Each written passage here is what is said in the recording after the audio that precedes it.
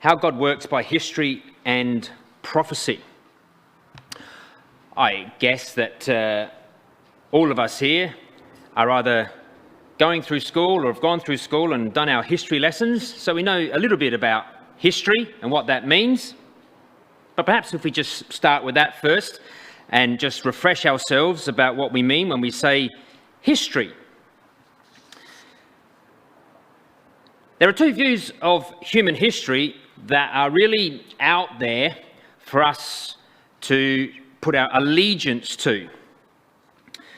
The one is grounded in the Enlightenment and insists that history is a closed process whose course is determined by the dictum that might makes right. Okay, this is the definition that I found by an individual who just suggested that history is where the more powerful dictate the events that take place and overrun the less powerful. And I guess if you look at how the ages of history have transpired, that's pretty much what it is. But the other view is the one we want to look at tonight. The other view is that it is an act of supernaturalism which regards every event in history as a direct act of God. Now, both views are out there. Which one is true? Well, that's what we want to have a look at tonight. That God orchestrates and directs all the events, or that it's simply, might makes right, everything's left to chance. Now, when we come to history, how can we prove history? How do we know what's happened in the past? Well, I guess recent history, you can go to different books that have been written. There's plenty of documentation through letters and records, etc., that you can go into libraries and museums and find a record of recent history. If you go back further, some of that starts to be impossible because paper wasn't around back then. So, libraries consisted of stone gravings and tablet form, and many of those have corroded and disappeared. So archaeologists use their methods to dig the ground and look for artifacts and things that people used back then to try and identify the period of time and what went on and what happened. And of course, when we come to the Bible is in the main a historical book. It records history, lots of history in the Bible. And it mentions historical places, it mentions historical people, it mentions historical culture, and it mentions historical events. Now, some of those archaeologists have found and discovered, and some of them they haven't. And it's some of these ones that haven't been found that people say, there you are, it never happened, because there's no evidence for it. So here's the challenge for tonight. We're going to be trying to look at and answer. Is the absence of evidence proof that evidence is absent? In other words, if you can't find the evidence, does that mean the evidence is not even there? Well, for some people, that's the way they take it, especially for some events that they say are impossible, things that are miraculous. The resurrection of Jesus Christ, for example. There's no evidence, they say, so therefore it never happened. Is the absence of evidence a cause to say that the evidence will remain forever absent? It's a play on the words, but it's the key issue for tonight. Do we need proof of every statement made in the Bible before we can say it's true? So before we sort of delve into some of these things, I just want to give some illustrations of where we would sample some things and then form an opinion based on those samples. And we don't need to then go and question every single incident to get a fair idea. So, for example, every election there's polling that takes place and a sample of the population is taken to see where people are at. Okay, now sometimes the sample isn't big enough to give a real picture. But sometimes the sample becomes overwhelming that, a landslide's about to happen. Or maybe you work in a company that specialises in a product and you're in quality control. So you're in the department that has to test. I don't know, it might be a loaf of bread that comes down, and every now and then you take one loaf and you sample it, don't you? You look at the two ends and you might sample the middle, and if you find no mould in the ends or the middle, you assume the whole loaf doesn't have mould. So from that sample, you can then sort of imply that the rest of the loaf is okay, and it can go out to the population and be digested. No one's going to die from it. There was no mould in the sampling. Well, that's what history is like. You take a sample of all these different things and you say, well, that part's true and that part's true and that part's true. The bits we don't know, well, we take a very good calculated idea that the Bible was true in those areas too, until we find evidence. Now, we're going to do that tonight. We're going to do a little bit of a journey. We're going to sort of walk in the footsteps a little bit of the McGeorge family when we went overseas and visited a lot of these places in Israel, but in museums in Britain, in the British Museum in London, and also in Paris, in the Louvre, and in Rome. The story of history is spread out across the world. You can visit these places and put the story together. Let's start, though, by going to a verse that sets the scene for us in Hebrews 11. Over in the New Testament, Hebrews 11, the apostle here, in a chapter about faith, okay? So faith becomes the key ingredient. And he says this in verse 1 to 3. Now, faith is the substance of things hoped for, the evidence of things not seen. Now, that's interesting right from the start.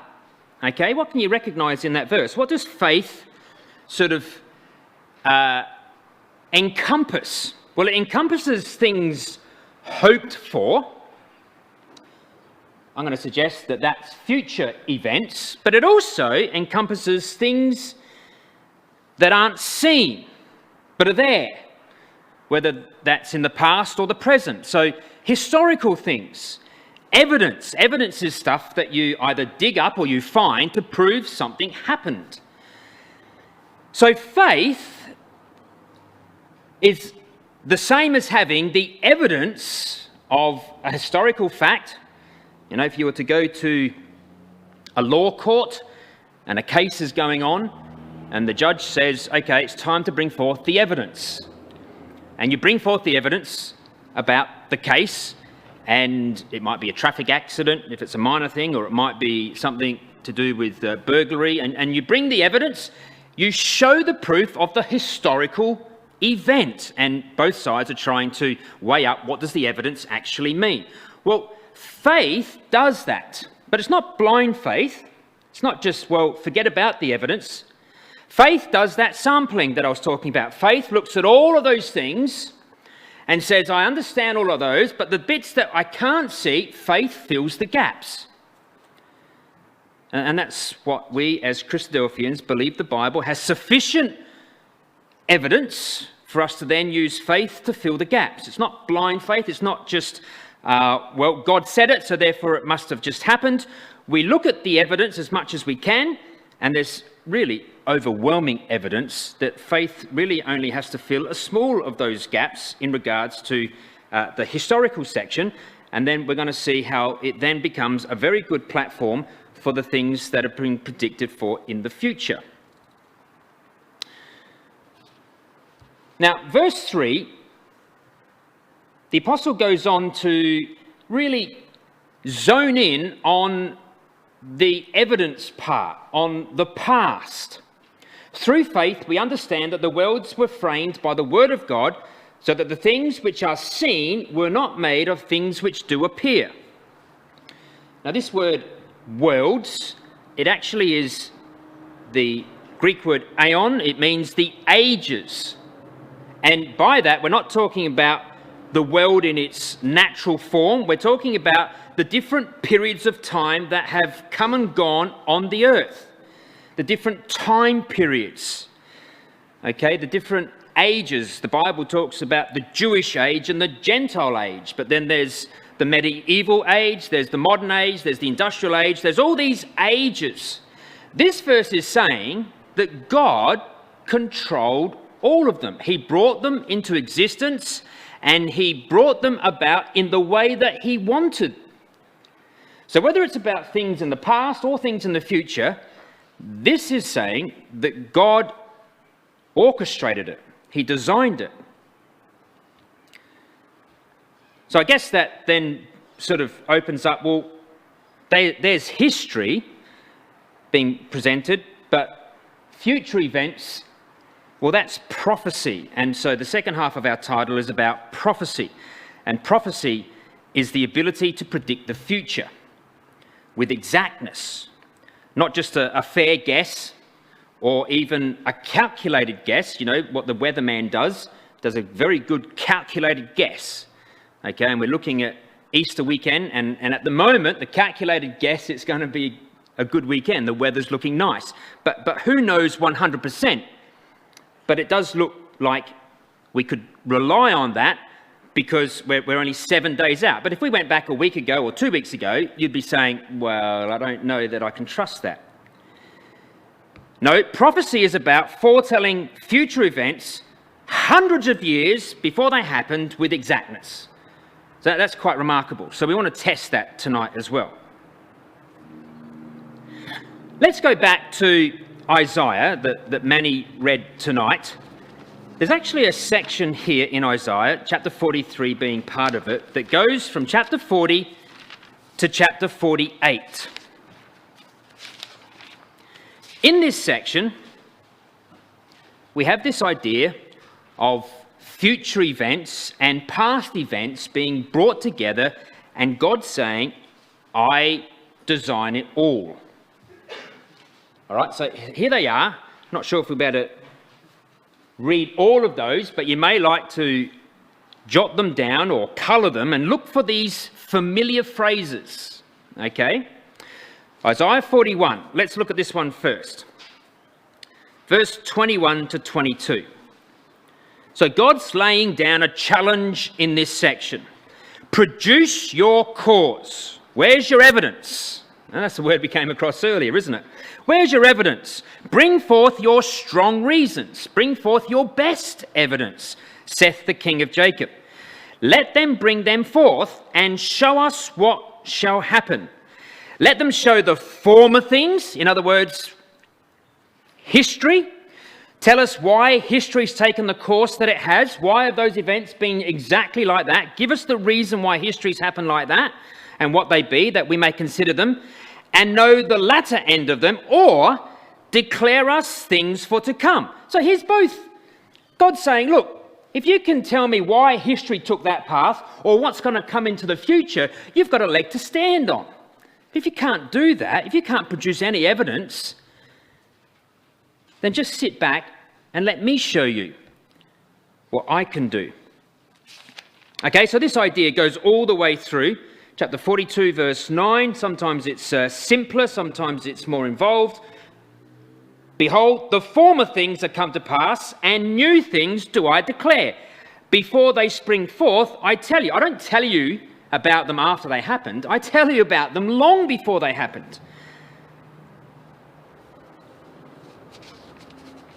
Chapter 43, which Manny read for us tonight, brings one of these verses together in the context of the nation of Israel. Verse 9, let all the nations be gathered together and let the people be assembled.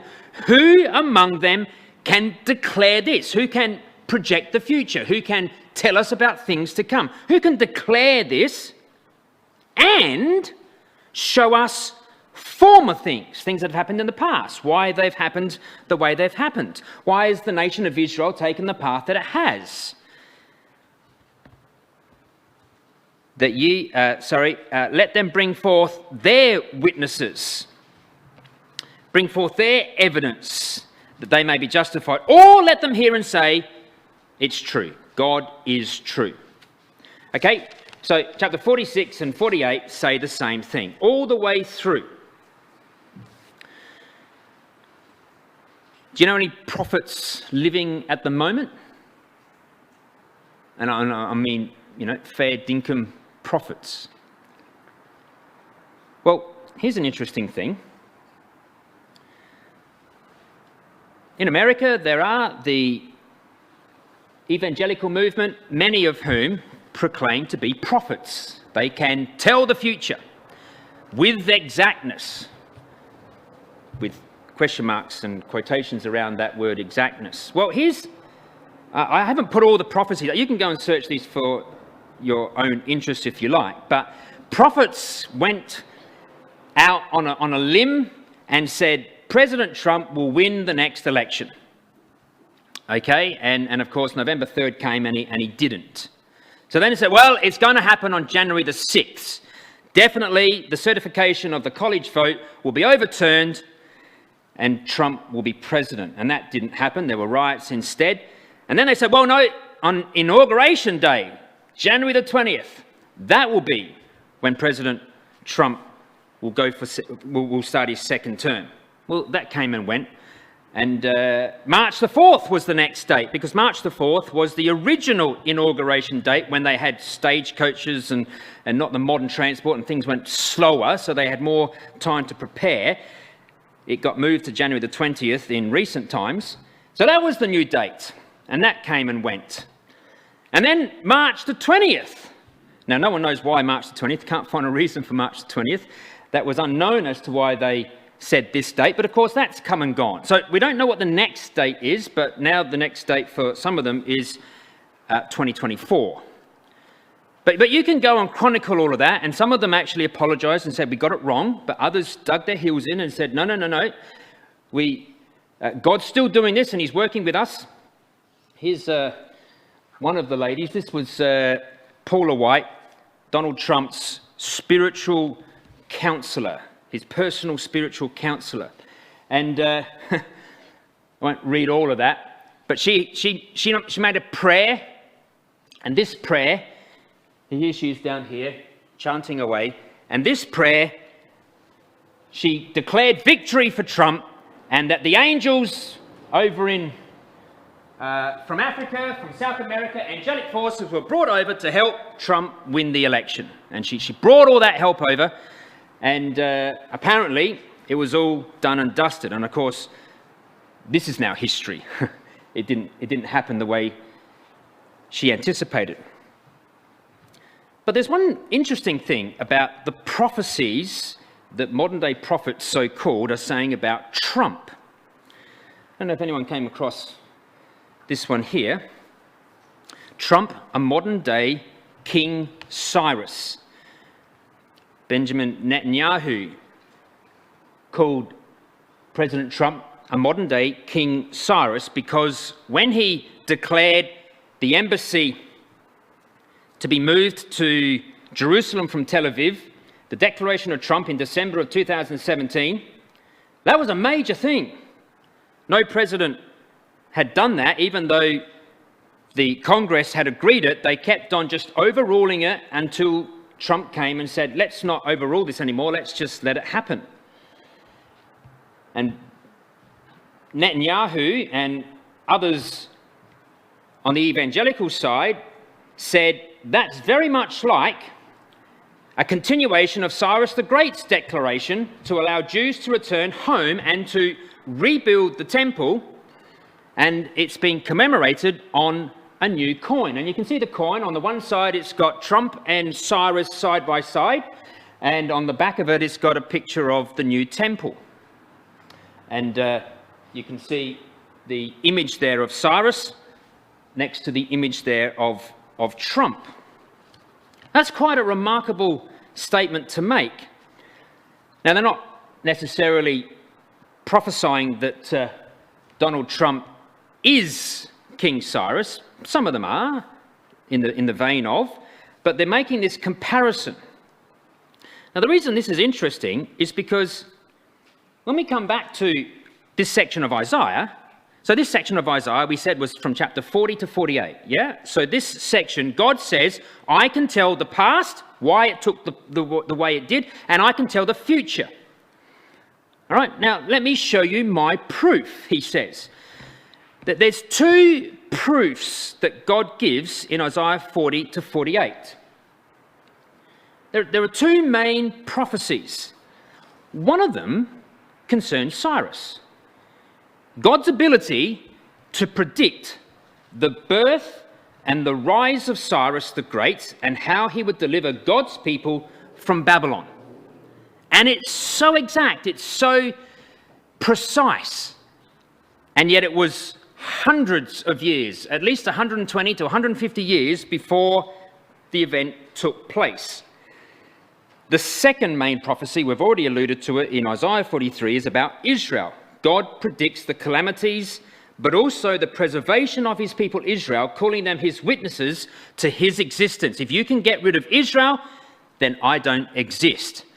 And yet there they are, still in the Middle East, and they've been through a lot. For a small nation, they've been through enormous amounts of calamities. They shouldn't exist anymore. Some call them the eternal candle. You know, a candle should normally just burn out or blow out with the wind, you know. But if you had a candle that never went out, that's what the nation of Israel is like. A miracle shouldn't be there. Well, that's because they are my witnesses that I exist, says God. So let's take this first one, Cyrus. So, Cyrus. He was prophesied of 120 to 150 years before he was born. Isaiah, writing Isaiah here, was 120 to 150 years before Cyrus came on the scene. Okay? So Cyrus was born about 580 BC, and Isaiah prophesied in about 750 to 700 BC. So at least 120 years, but probably longer, because Isaiah, when he wrote his prophecy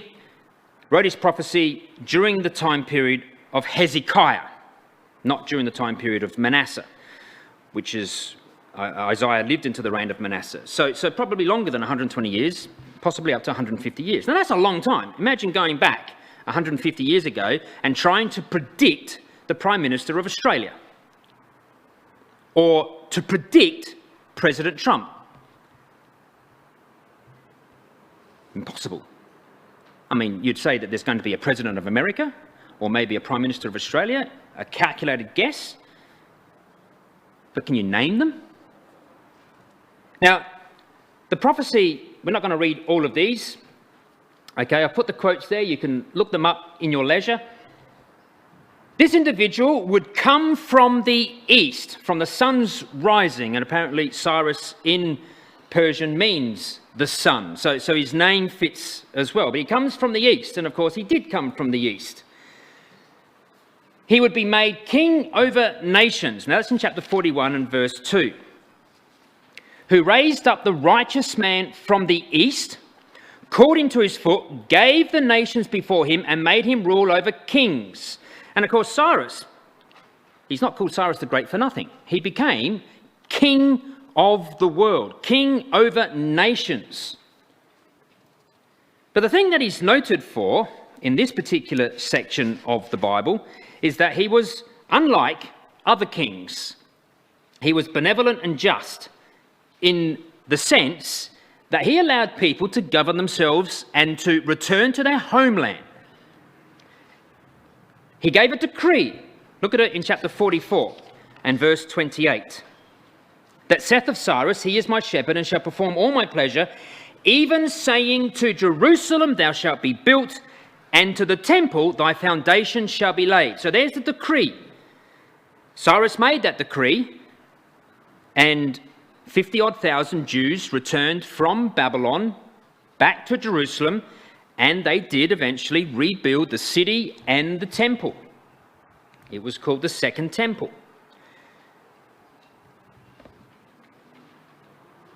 But in chapter 45, verse 1, God says that this individual would conquer Babylon, who was at that point the then known world. It was, well, Babylon hadn't actually risen as the main empire. The Assyrian was still in existence at this time. So Nineveh was the capital of the world. But God knew that Babylon would be the capital of the world, and he said that Babylon would be overthrown by this king who would enter in through the city gates. It says in verse 1, I will loose the loins of kings halfway through to open before him the two-leaved gates, and the gates shall not be shut. So unlike most sieges that take place, you need the battering rams and you crash into the walls and you pull the place down and then you climb over and try and get to the enemy inside. Babylon was conquered by the two gates being opened up. There was not a stone thrown against the city wall. Cyrus was able to march in because they diverted the river Euphrates, got in underneath the river under through the gates, and unlocked, well, the gates were unmanned, and be able to unlock the gates to get the army in, and in one night Babylon was overthrown. One night, gone. And then down in verse 4, we are told that God says, I'm going to name this individual. For Jacob my servant's sake and Israel mine elect, I have even called thee by thy name. I have surnamed thee, though thou hast not known me. You haven't acknowledged me, but I know you, and I'm going to call you by your name. And so the word Cyrus occurs in verse 28 of the previous chapter, in chapter 44, and in chapter 45, verse 1. Cyrus is named. So imagine, go back 150 years and say that someone could predict that Scott Morrison could be Prime Minister of Australia. I mean, you wouldn't even know the Morrison family. You wouldn't even have known, perhaps, that there would have been, a parliament like we have today, which didn't happen until 1901. That's amazing. Absolutely amazing. Now, did Cyrus actually do this? Is what Cyrus said here in this decree true? I mean, can we prove history? It's a historical event, but it's only recorded in the Bible. So far, we've seen tonight. Well, this is in the British Museum.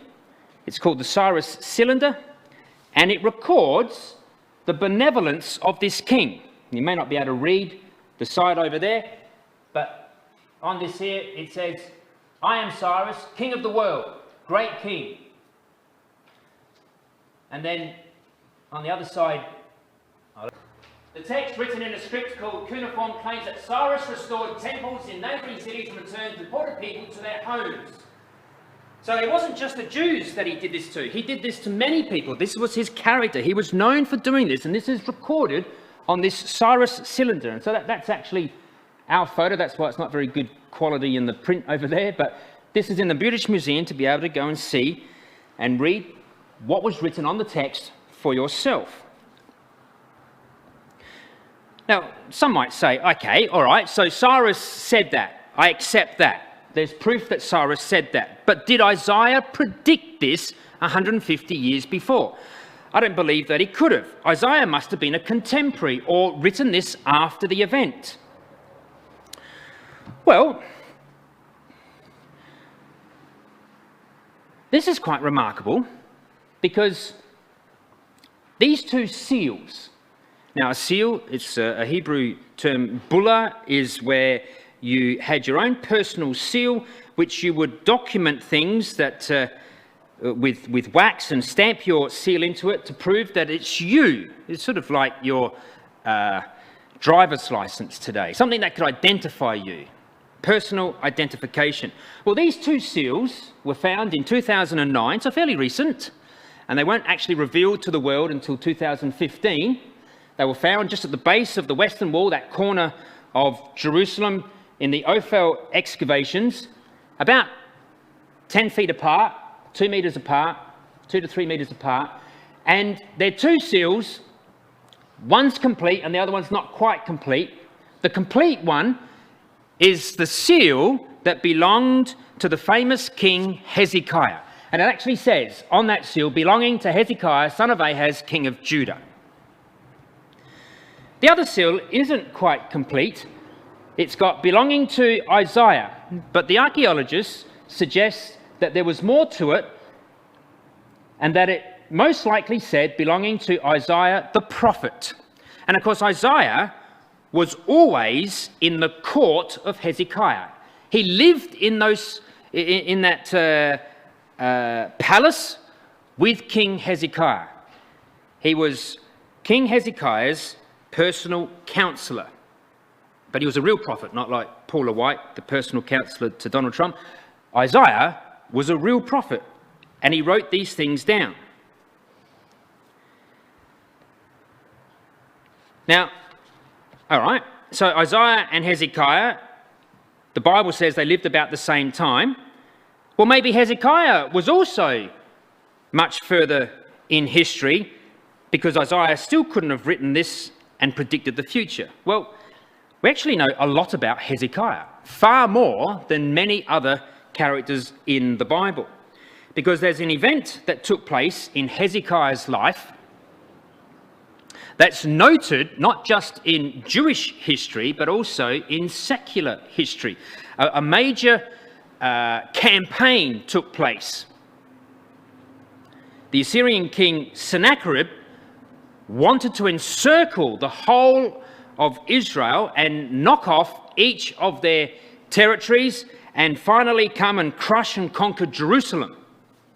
Now, he almost succeeded. He was pretty close. Some of the big fortifications around Jerusalem were taken first.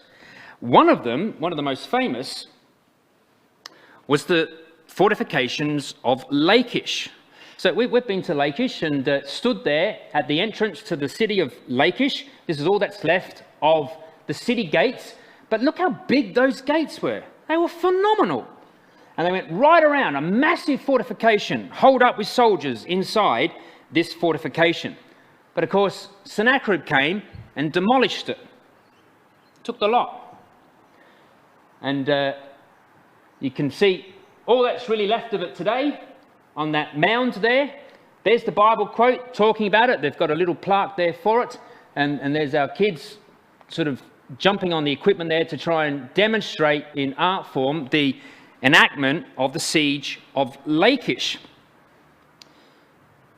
And to go along with that, they discovered letters that went back and forth between Jerusalem and Lakeish saying, hey, look, we're getting a bit worried.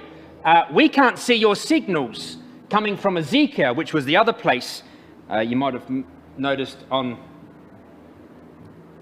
here that it mentions Hezekiah and Lakeish, two fortifications. We can't see. And it was most likely because Hezekiah was gone by that stage. We don't actually know the detail as to what prompted this, but there's desperation here in this letter. And that's actually on the site down there in Lakeish to be able to read.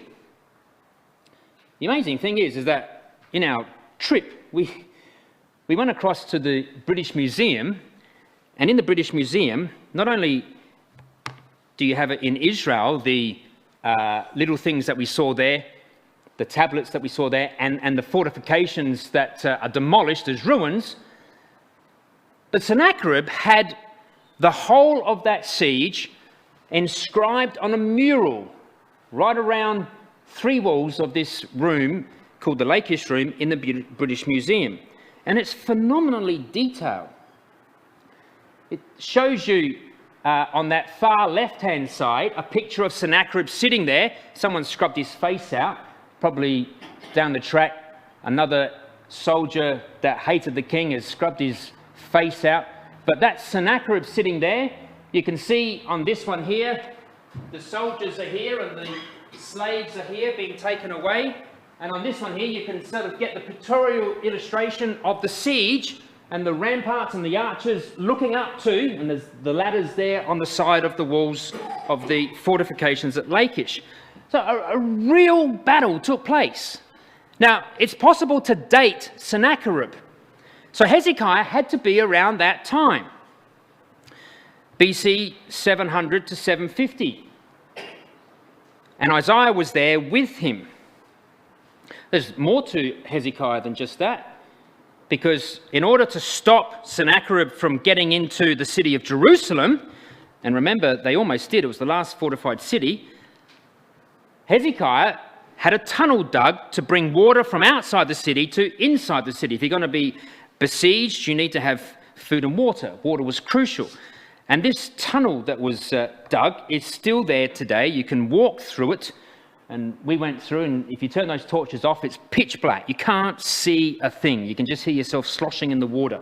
And sometimes a flash flood will come through, and you're sort of reliant on the authorities saying when that might happen, but it didn't happen this day, thankfully, and you'll be able to walk through and you come out the other end. But part of the way through, there's this plaque written by the men of Hezekiah that was discovered on the side of the tunnel wall. And it describes how two teams started from opposite ends and met in the middle, and they could hear each other about 3 cubits apart, 3 feet apart, and they described the exhilaration of meeting in the middle.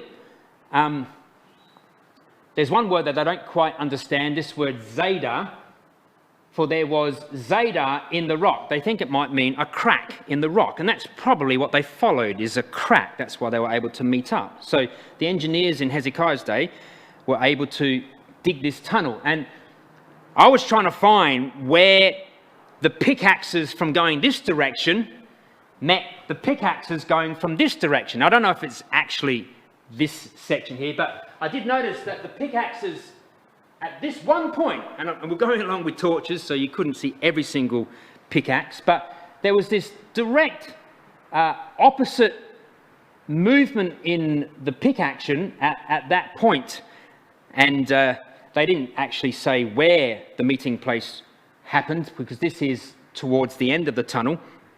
But it was just interesting to go through and see Hezekiah's tunnel. But there's more, because Sennacherib didn't just do that big mural to put in his library. He also inscribed and recorded it, much like historians do today when they write books on history. And this here is called Taylor's Prism in the British Museum, but there's about 3 of these, and they all record the same thing. All about how Sennacherib caged Hezekiah up like a bird. Notice he doesn't say that he took Hezekiah and took him off to captivity, because that's not what happened.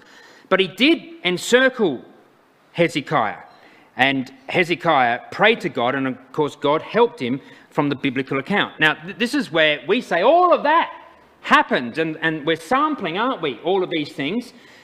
But now the Bible tells us that the way God sent Sennacherib home with his tail between his legs was that an angel destroyed 185,000 of Sennacherib's army.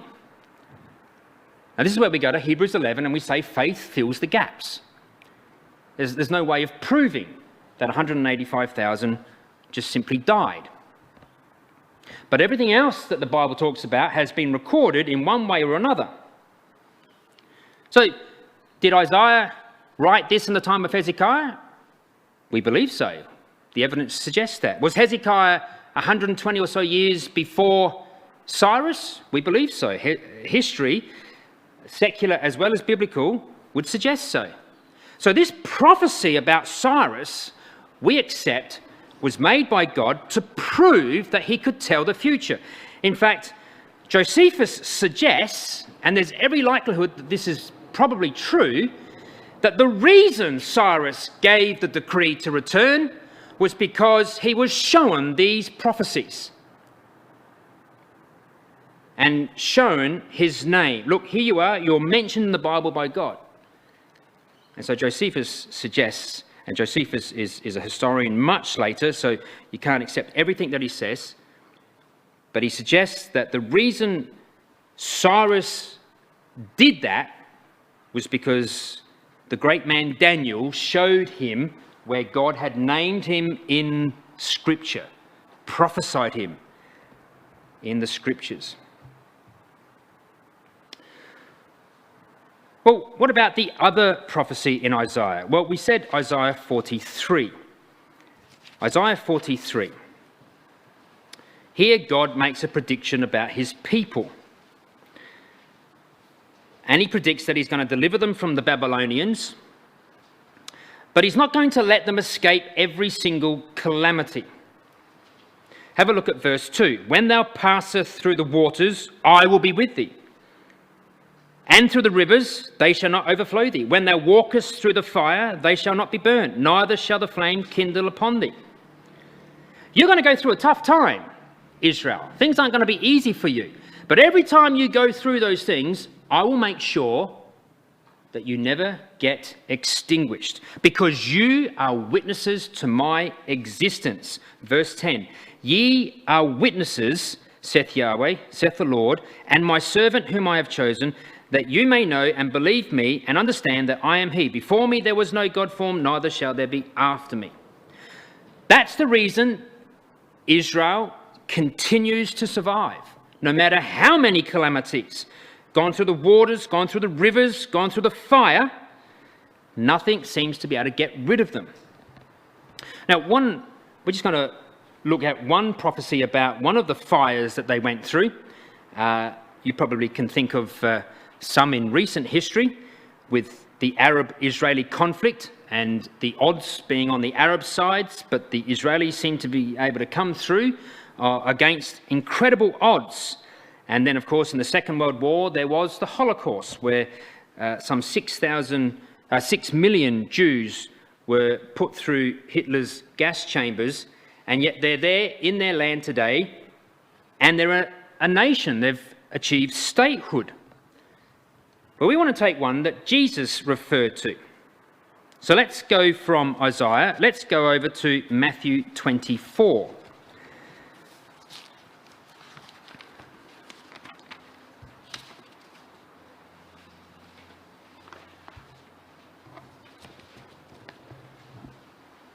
Because remember, Cyrus decreed that they could go back and rebuild the second temple. Jesus makes a prophecy about the second temple being destroyed and the nation of Israel going through extreme calamity at the hand of the Romans. And of course, this was the last thing the Jewish leaders wanted to hear from Jesus. But he speaks this particular prophecy to 4 of his closest disciples in Matthew 24. In verse 1 of Matthew 24, it says, and Jesus went out and departed from the temple. And his disciples came to him for to show him the buildings of the temple. And Jesus said unto them, see ye not all these things? Verily I say unto you, there shall not be left here one stone upon another that shall not be thrown down. So he makes a prediction. He makes a prediction about the future as a prophet of God. Now, the temple that the Jews rebuilt when they came back was expanded and updated by Herod in trying to curry favour with the Jews. He really enlarged the temple precinct and almost doubled its size. And you can go there today, and this is looking from the Mount of Olives. See the signpost there saying that we're on the Mount of Olives, looking out over all of those Jewish graves there, the cemetery, out across the Temple Mount, which is on this side of Jerusalem. And you can see it's quite an impregnable platform. And it's still standing. Herod did a marvellous job of making sure that it would stand forever. But Jesus said that the temple that was on top of that Temple Mount, not one stone would be left standing upon another. Now, if you go there today, we didn't actually get to go on the Temple Mount this time. We didn't realise that there were such limited time periods. The Arabs don't let you go on there very often, but you can go on there, and you will not see any evidence of the second temple. There's the Al-Aqsa Mosque and there's the Dome of the Rock, but no evidence of the second temple. But you can go underground to look at the destruction that took place, which much of it stayed exactly as it was since AD 70. They took us down. You can go down, it's called the Western Wall Heritage. You go down underground, and so that section of the Western Wall that you see outside, it's only about 60 metres long, it continues all the way down that side of the temple, and they've excavated right down through to the corner. Actually, it goes right back to the bedrock. In fact, they shaped the bedrock to look like stones and merged the two into... It's very clever what Herod did. And when we say Herod did it, you know, all his slave workers did it for him. And he did these marvellous building projects. So you can go down underneath and you can go across and stand on... This is a glass. This is actually looking down into the valley that's below, and it's just full of debris. They've left it like that, just totally full of debris. Exactly how it would have been left in AD 70. And it hasn't really ever been excavated since. All the Crusades and the Muslim invaders have just built on top and left the destruction as it was. Now, just to show you just how massive Herod built this thing, okay, the guide that we had, Leah, I think her name was, she was taking us through. She was from Canada, but she loved to come and on her visits be a tour guide.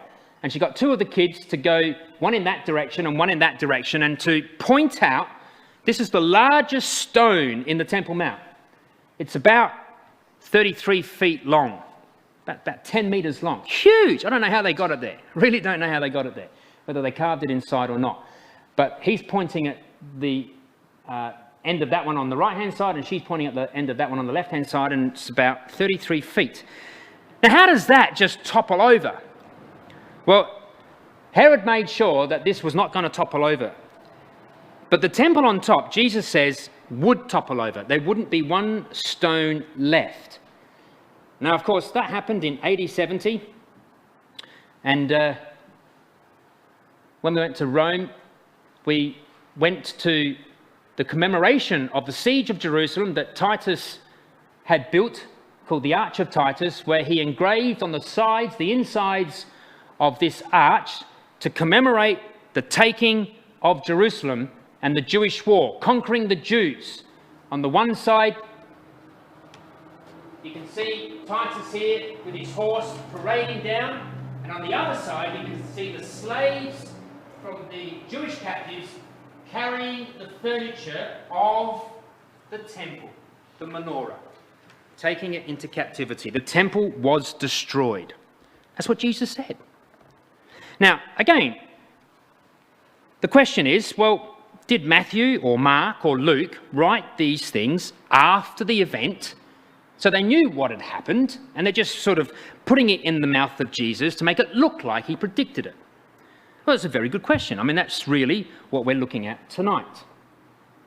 So this is really just my final slide. Just some points to consider about the prophecy that Jesus makes here.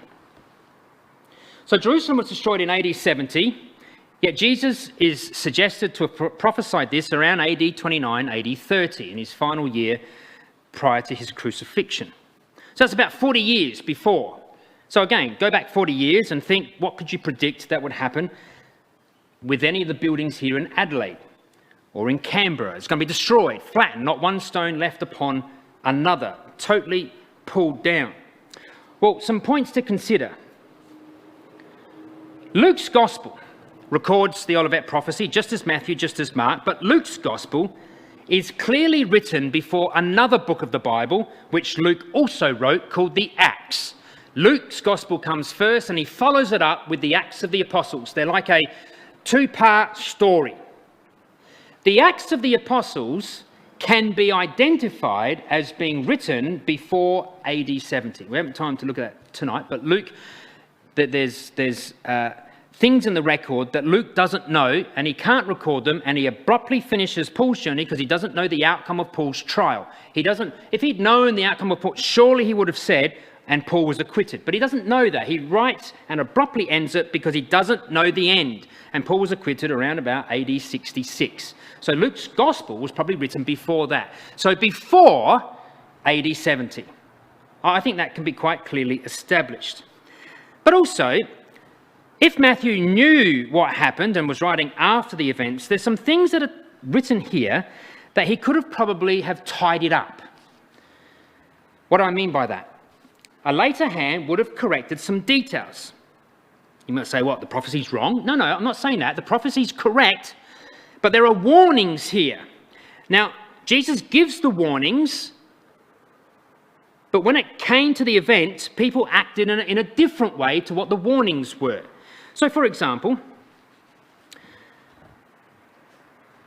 he says in verse 19, "And woe unto them that are with child, and to them that give suck in those days, but pray ye that your flight be not in winter, neither on the Sabbath day." Now, if Matthew was writing after the event, he probably wouldn't have needed to write that because it didn't happen in winter anyway. The siege took place from April for about 5 months, and in the northern hemisphere, that's the warmer months. It's not winter at all. Why would you suggest that Jesus say, flee in the winter if it never took place in the winter? It reads like someone who doesn't know it's going to take place in the warmer months.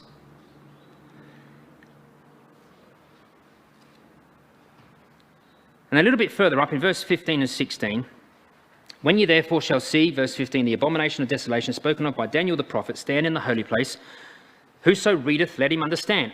So Daniel prophesied about this as well. So Jesus is not making this a new prophecy. He's saying, what I'm doing is cementing a prophecy already made by Daniel. Go back, read that. If you read it, try and understand it. That's what I'm referring to.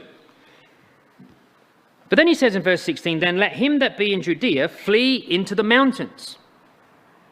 Now, Josephus actually records that they didn't flee into the mountains. They fled to a place called Pella, which is down in the Jordan Valley. Why they did that, we don't know. We have no record in Scripture of them fleeing to Pella. That's something that comes from Josephus. But they didn't flee to the mountains. But is that wrong? Well, it's just suggesting that the writer didn't know where they would go to. Jesus says, flee to the mountains, get to the high places. But at the time of the event, the best place to go to, it would appear, by those on the ground, was to the safe place of Pella. So just things to think about when it comes to, did Jesus say these before the event? Did Matthew record them before the event? There's every reason to believe that they did. And therefore, that makes the prophecy of Jesus even more powerful, that he could predict this event with such accuracy. And you can go to Jerusalem today and see the fulfillment of that. But the point is that Isaiah 43 talks about that Israel would never be destroyed and that they would be regathered. We haven't time now to go into any other prophecies. I would just encourage you to have a look at some of those other prophecies that talk about how Israel become the number one prophecy about what God's plan with the earth actually is. We've given you a sample of all these events that can all be tallied up with the Bible. What we'd invite you to do now is to build on that. And where you can't find absolute proof, let faith develop to bridge the gaps. But don't just believe it just because I've said it or because the historians suggest it. Look at it for yourself. Own your own conviction. But I think that you'll come to the same conclusion as many of us here in this hall have come to, that God does work by history and by prophecy.